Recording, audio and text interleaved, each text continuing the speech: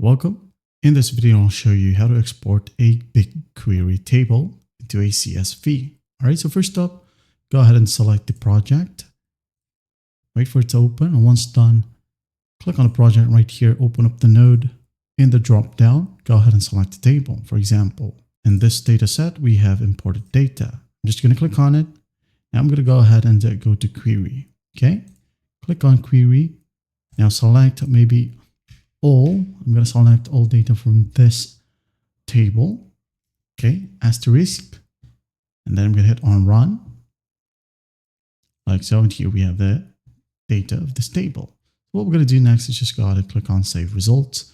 Click on drop down, and we have two CSV options in here. We have Google Drive and local file. Okay, for Google Drive, click on CSV Google Drive, export job, started. This might take a while.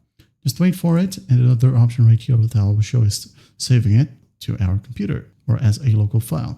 Click on it, and here we have the data. Just click on it to open. As you can see, here we have the data in this table.